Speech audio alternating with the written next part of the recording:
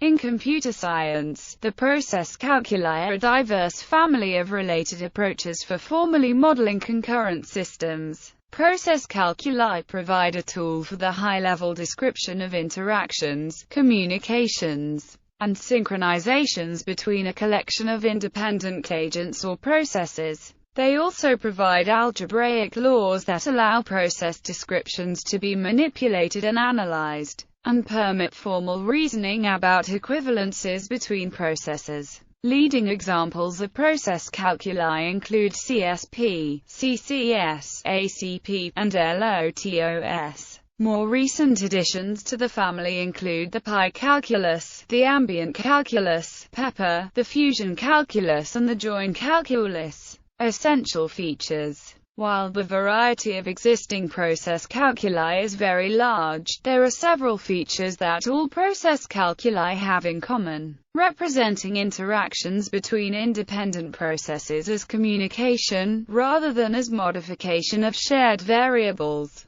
Describing processes and systems using a small collection of primitives, and operators for combining those primitives. Defining algebraic laws for the process operators, which allow process expressions to be manipulated using equational reasoning. Mathematics of processes. To define a process calculus, one starts with a set of names whose purpose is to provide means of communication. In many implementations, channels have rich internal structure to improve efficiency, but this is abstracted away in most theoretic models. In addition to names, one needs a means to form new processes from old. The basic operators, always present in some form or other, allow parallel composition of processes, specification of which channels to use for sending and receiving data, sequentialization of interactions, hiding of interaction points, recursion or process replication. Parallel composition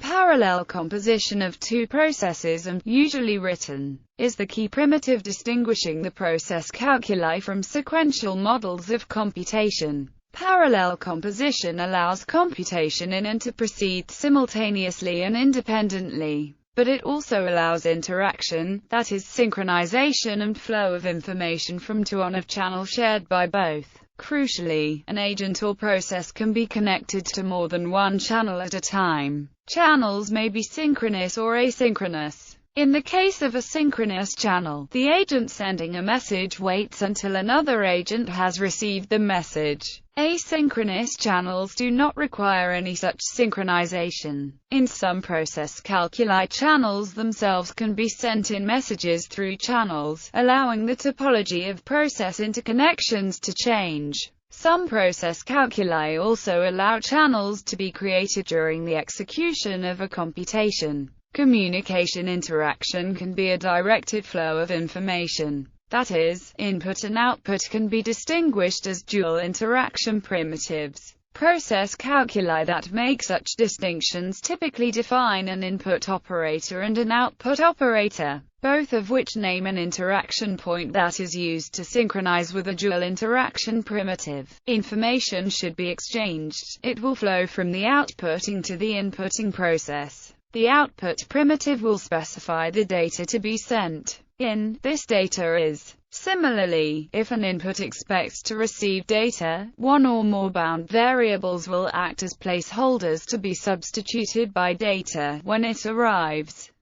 Plays that role. The choice of the kind of data that can be exchanged in an interaction is one of the key features that distinguishes different process calculi. Sequential composition. Sometimes interactions must be temporally ordered. For example, it might be desirable to specify algorithms such as first receive some data on and then send that data on. Sequential composition can be used for such purposes. It is well known from other models of computation. In process calculi, the sequentialization operator is usually integrated with input or output, or both.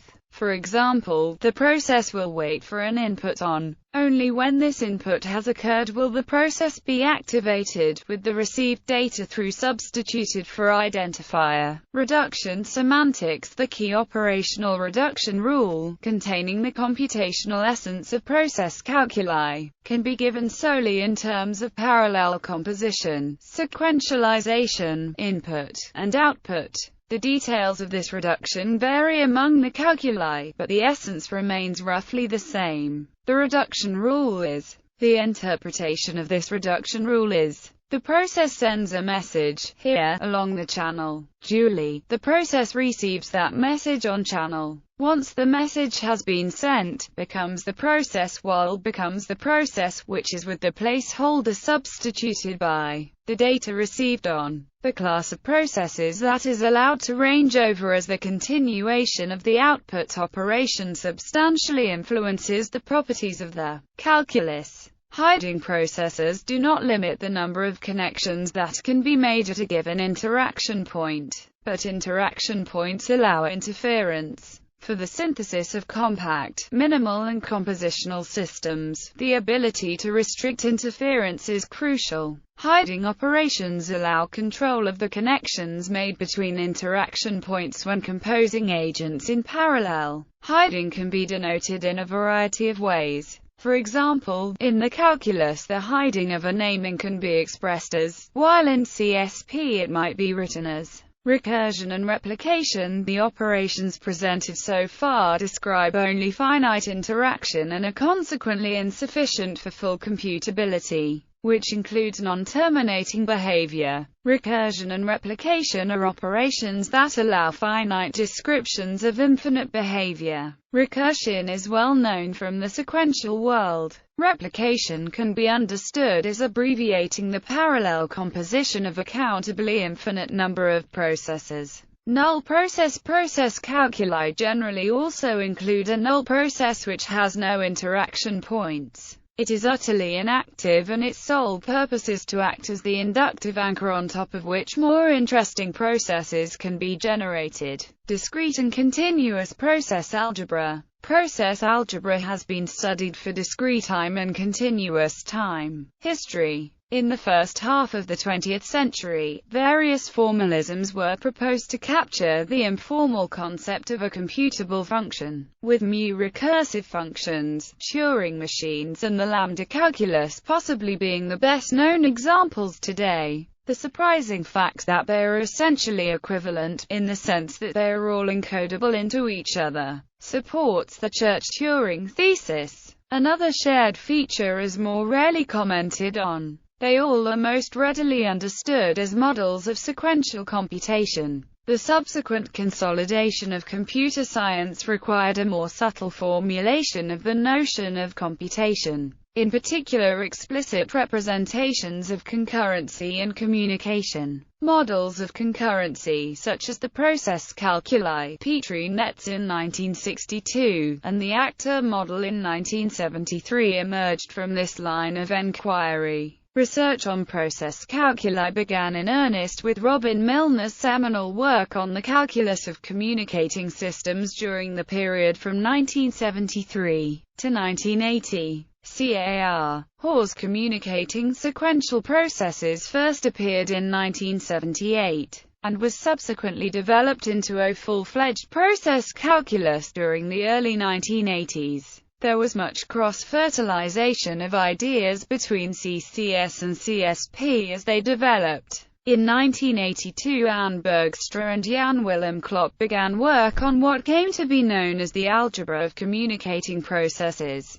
and introduced the term process algebra to describe their work. CCS, CSP, and ACP constitute the three major branches of the process calculi family. The majority of the other process calculi can trace their roots to one of these three calculi. Current research. Various process calculi have been studied and not all of them fit the paradigm sketched here. The most prominent example may be the ambient calculus. This is to be expected as process calculi are an active field of study. Currently research on process calculi focuses on the following problems. developing new process calculi for better modeling of computational phenomena, finding well-behaved subcalculi of a given process calculus. This is valuable because most calculi are fairly wild in the sense that they are rather general and not much can be said about arbitrary processes, and computational applications rarely exhaust the whole of a calculus.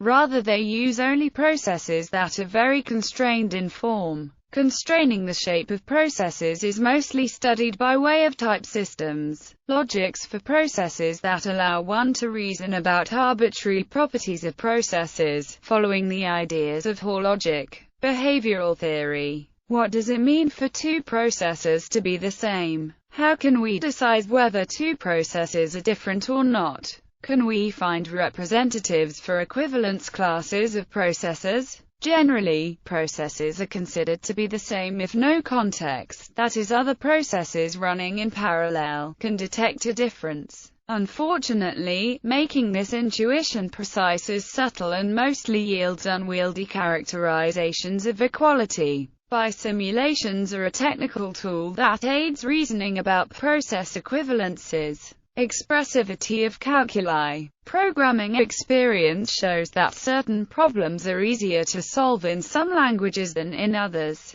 This phenomenon calls for a more precise characterization of the expressivity of calculi modeling computation than that afforded by the Church-Turing thesis. One way of doing this is to consider encodings between two formalisms and see what properties encodings can potentially preserve. The more properties can be preserved, the more expressive the target of the encoding is said to be. For process calculi, the celebrated results are that the synchronous calculus is more expressive than its asynchronous variant, has the same expressive power as the higher-order calculus, but is less than the ambient calculus. Using process calculus to model biological systems, it is thought by some that the compositionality offered by process-theoretic tools can help biologists to organize their knowledge more formally. Software implementations. The ideas behind process algebra have given rise to several tools including CADP, Concurrency Workbench,